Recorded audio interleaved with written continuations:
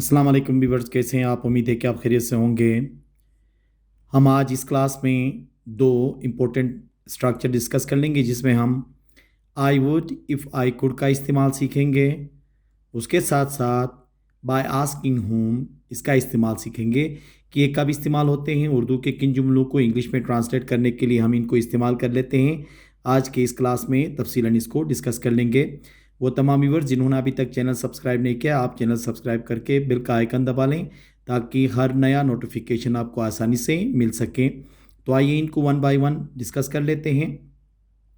सबसे पहले हम डिस्कस कर लेंगे आई वुड इफ़ आई कुड, ये इस्तेमाल कब होता है। देखें, अगर मैं कर सकता तो करता कहने के लिए ये इस्तेमाल होता है। अब इसको हम एक सिचुएशन मतलब मुख्तलिफ सिचुएशंस क्रिएट करके इसको हम समझ लेंगे। मतलब ये एक पूरा जुमला बताने, मतलब लंबा जो जुमला होता है उसकी जगह में इस्तेमाल होता है। हम पूरा जुमला नहीं बता देते हैं और वो उस जुमले के बदले में हम इसको इस्तेमाल करते हैं तो उसमें वो पूरा सेंस दे देता है। अब हम इसको क्या कर लेंगे, एक सिचुएशन क्रिएट करके उसी के मुताबिक समझ लेते हैं। जैसे कि देखें, असलम है और अकरम। असलम अकरम को ये कहता है कि ये मसला हल करो। ये मसला हल करो तो क्या होगा, सोल्व दिस प्रॉब्लम। असलम ने क्या कहा, सोल्व दिस प्रॉब्लम। अकरम, अगर मैं कर सकता तो कर देता। अगर मैं कर सकता तो कर देता। अब अकरम क्या कह रहा है, देखें, आई would if I could. I would if I could, इसका मतलब ये है कि अगर ये मसला हल करने की मेरे पास सलाहियत होती तो ये मैं मसला हल कर लेता। तो ये पूरा जुमला बताने से, जैसे कि I would solve this problem if I could, ये कहने के बजाय हम क्या इस्तेमाल करते हैं, आई वुड इफ़ आई कुड। अगर मैं कर सकता तो कर देता। इसी तरह दूसरा एक सिचुएशन देखें जिसमें उस्ताद शागिर्द से कहता है इस सवाल का जवाब दो। इस सवाल का जवाब दो तो क्या होगा, आंसर दिस क्वेश्चन। टीचर ने क्या कहा, आंसर दिस क्वेश्चन। अब शागिर्द क्या कहेगा, देखें, तालिब इल्म कहता है अगर मैं जवाब दे सकता तो दे देता। अगर मैं जवाब दे सकता तो दे देता। तो वो क्या कहेगा, student, I would if I could. I would if I could का मतलब ये है कि अगर मैं दे सकता तो दे देता। क्या दे देता, जवाब। मतलब जवाब अगर मुझे आता तो मैं आसानी से ज़रूर दे देता। तीसरा जो सिचुएशन है, देखें, एक दुकानदार की है। दुकानदार कहता है गाहक से ये मोबाइल ख़रीदो। क्या कह रहा है, ये मोबाइल ख़रीदो। तो क्या कहेगा, buy this mobile. Buy this mobile किसने कहा, शॉपकीपर ने गाहक को कहा कि ये मोबाइल ख़रीदो। मतलब वो मोबाइल अच्छा सा था तो उसने गाहक के लिए ये ऑफ़र किया कि यार ये वाला आप ख़रीदें। अब गाहक क्या कहता है, देखें, अगर मैं ख़रीद सकता तो ज़रूर ख़रीदता। अगर मैं ख़रीद सकता तो ज़रूर ख़रीदता। तो क्या कहेगा, कस्टमर ने कहा I would if I could. I would if I could. दुकानदार ने क्या कहा, शॉपकीपर ने, buy this mobile. Buy this mobile. Customer कह रहा है I would if I could. तो किस सेंस में उसने कहा कि अगर मैं ख़रीद सकता तो मैं ख़रीदता, मतलब मेरे पास ख़रीदने की हिम्मत होती या मेरे पास पैसे होते तो मैं ख़रीदता। ये एक सिचुएशन है। असलम अकरम से कह रहा है क्या आप मुझे 1,000 रुपये दे सकते हो।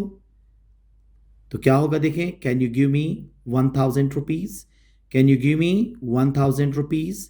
अब अकरम क्या कह रहा है, देखें, अकरम कह रहा है अगर मैं दे सकता तो दे देता। अगर मैं दे सकता तो दे देता। तो क्या कहा इसने, अकरम कह रहा है कि आई would if I could. I would if I could, इसका मतलब ये है कि अगर 1,000 रुपये मेरे पास होते तो मैं आपको दे देता। का मतलब उसके पास वो 1,000 रुपीज़ नहीं है जिसकी वजह से वो नहीं दे सका है।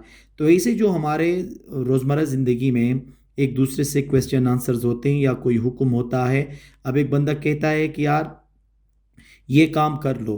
अब दूसरे बंदे के पास वो सलाहियत नहीं है तो वो कहता है कि अगर मैं कर सकता तो मैं करता। अगर मैं कर सकता तो करता। तो क्या कहेगा, आई would if I could. I would if I could. मतलब ये हर सिचुएशन के लिए इस्तेमाल होता है। जहाँ पे सकने की बात आ गई, जहाँ पे ख़रीदने की बात आ जाए, जहाँ बोलने की बात आ जाए। अगर किसी जगह में कहते हैं कि यार प्रेजेंटेशन तो अंग्रेज़ी में, अब एक क्लास के अंदर दोस्त एक दूसरे से दोस्त से कहता है कि आप प्रेजेंटेशन इंग्लिश में दे दो, तो सामने वाला क्या कहेगा? अगर मैं दे सकता तो मैं देता, तो उसके लिए क्या इस्तेमाल करेगा वो? आई would if I could. I would if I could. अब आप लोगों ने समझा होगा कि आई वुड इफ़ आई कुड कब इस्तेमाल होगा? ऐसी सलाहियत जो आपके पास नहीं थी, और इसके लिए आप कहते हो कि अगर मेरे पास ऐसा होता या मैं कर सकता तो मैं कर देता। तो इन सिचुएशन की बुनियाद पे हम आसानी से इसको समझ सकते हैं। तो ये था हमारा पहला structure, I would if I could.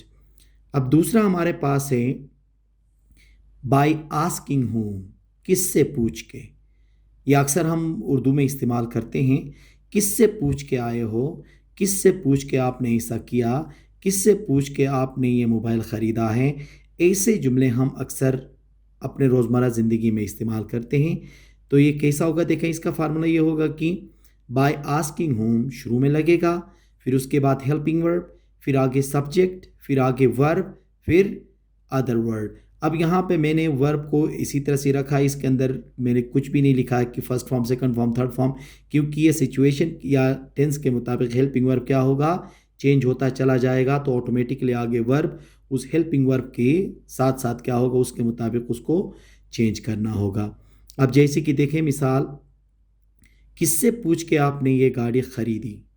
किससे पूछ के आपने ये गाड़ी ख़रीदी, क्योंकि ये पास्ट का है, पास्ट सिंपल का है, तो क्या होगा देखें, by asking whom did you buy this car.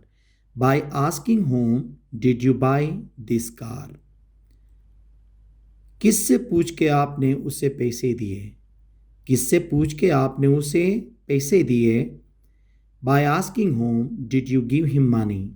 By asking whom did you give him money. किससे पूछ के उसने इस कॉलेज में दाखिला लिया है। किससे पूछ के उसने इस कॉलेज में दाखिला ले लिया है। तो ये किसका है, प्रेजेंट परफेक्ट का है। तो हेल्पिंग वर्ब हमने प्रेजेंट परफेक्ट का इस्तेमाल करेंगे। तो ऑल, ये जो बात वाला जो वर्ब है वो ऑटोमेटिकली उस हेल्पिंग वर्ब के मुताबिक क्या होगा, चेंज होगा। जैसे कि देखें, by asking home has he taken admission in this college. Bye asking home has he taken admission in this college. अब देखें ना, यहाँ पे हैज़ लगने की वजह से वर्ब क्या हो गया, चेंज होके थर्ड फॉर्म में चला गया। किससे पूछ के आपने ये किया। किससे पूछ के आपने ये किया। Bye asking whom did you do this. Bye asking whom did you do this. तो बाय आस्किंग होम किसके लिए इस्तेमाल करेंगे, किससे पूछ के कहने के लिए हम क्या इस्तेमाल करते हैं अंग्रेज़ी में, बाय आस्किंग होम का इस्तेमाल करते हैं। ये दोनों स्ट्रक्चर्स हम बहुत ज़्यादा इस्तेमाल करते हैं अपने डेली लाइफ में। जब हमने अंग्रेज़ी में बोलना होता है तो ऐसे जुमले, चाहे हम किसी भी लैंग्वेज के जुमले क्यों ना हों, वो हमारे लोकल लैंग्वेज के भी हो सकते हैं, वो उर्दू के भी हो सकते हैं, वो पर्शियन के भी हो सकते हैं, मतलब जिस ज़बान में भी ऐसे जुमले हों तो हम उनको ट्रांसलेट करने के लिए इंग्लिश में इनका सहारा लेते हैं, या इनके ज़रिए हम आसानी से उनको ट्रांसलेट कर सकते हैं। तो उम्मीद है कि आज का ये लेक्चर आपको पसंद आया होगा। तो अगर पसंद आया है तो आप इसको शेयर कर लें, लाइक कर लें और कमेंट कर लें, और सब्सक्राइब करना मत भूलिएगा। Thank you very much.